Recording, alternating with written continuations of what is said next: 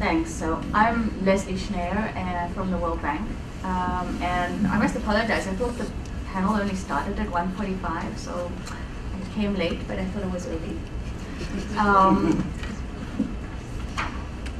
So where to start? There are many people here in this room that I know that have been to the bank before. So the knowledge program started way back in '96, and it went up and down, and maybe it's going up at the moment. So over the years, we started before there was any codified body of knowledge about knowledge management. There were no programs for learning. We learned along with many of you and many other organizations, Shell, many people in this room. But we never codified the workers who do knowledge management. And I don't exactly remember Madeline, but at some point, so Madeline Blair, sitting right in front of me, came and created job profiles, which was an attempt at career streams, and they've been used for recruiting internally and externally, recruiting people into these knowledge jobs at all levels, from very junior to very senior. And about 18 months ago, in the bank, we embarked on developing competencies for all types of staff. And we set up two main buckets. One was what they called core competencies, which are mandatory for all staff. One of which is called knowledge, learning, and communications. And then they have what they call technical competencies, which could be, if you're in the education sector, what kind of technical skills do you need there?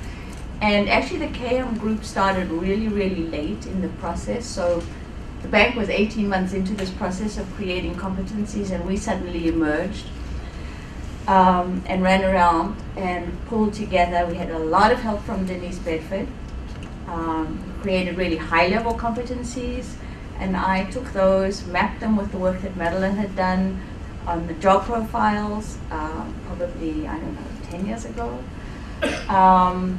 Mapped them with existing vacancy announcements that we had. So I really was looking to see, okay, if here's the high level, say, knowledge strategy development and implementation, what do people at these various levels in the organization actually do? And I put together like a straw man document. And then we created a working group across the organization. Some of them were knowledge people, some of them were learning people, some of them were IT and information management people. Some came out of communications, because I recognized there are links to all their competencies. Some people think knowledge management is a website, so I pull in the IT people. Some people think it's a library, so I pull in the information management people, or it's a learning program. So we had all of those people. And some of them were real people, really people who are really interested in knowledge sharing and collaboration, but don't have that as a title. So this working group then looked at the straw man. HR helped us identify almost 100 people with knowledge somewhere in their title, which surprised everybody that we actually had almost 100 people. That's,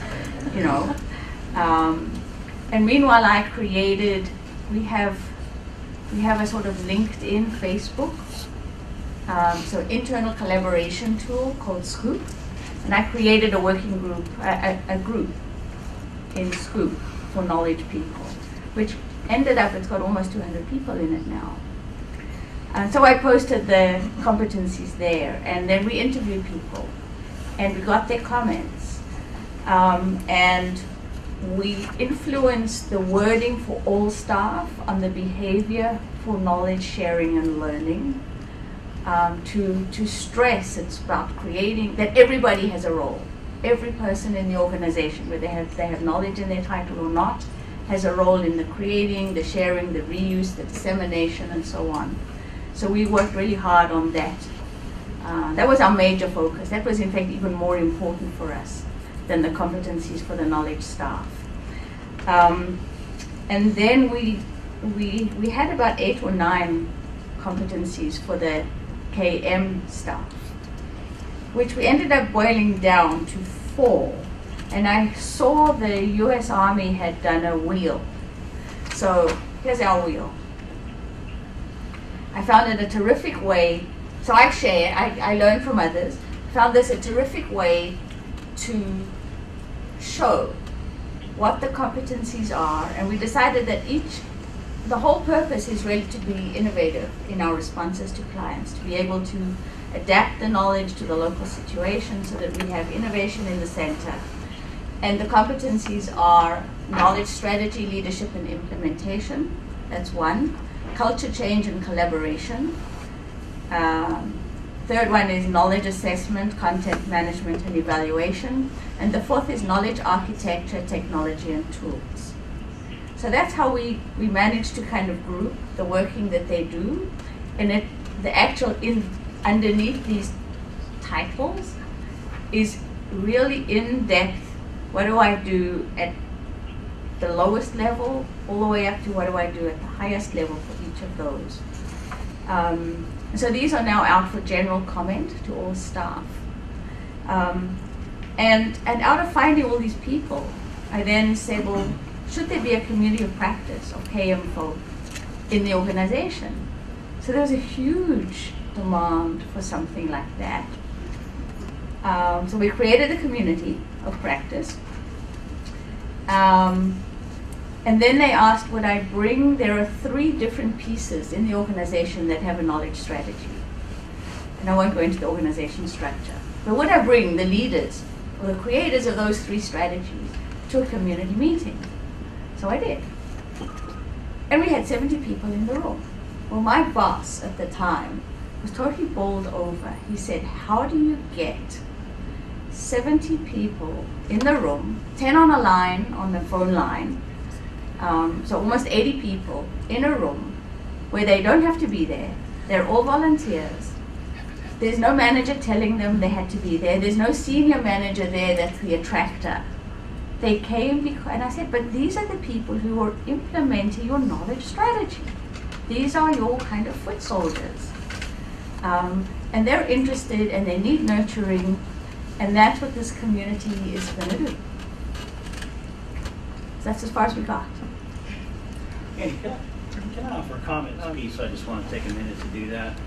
I think from what I've seen so far, business acumen is a very important part. You know, you should understand the basic operations of a business, you know, of finance, of its functions. You should have a good basic awareness, and I think you know, undergraduate business courses, things like that, that really sort of sensitize people to how businesses function, because the solutions that we bring, and when my premise for working is the way we always start with a customer is, what is your business need? What is your pain point? What is it that knowledge sharing can do to help you, right? And sometimes they don't know. So they'll talk about that need, and then what we try to do is design interventions and things that we can do with them to help satisfy that need, because we are not here to implement KM for KM's sake. We are here to implement knowledge management to help the business perform better. That's what this is all about, at least from, you know, my perspective. So business acumen is really important.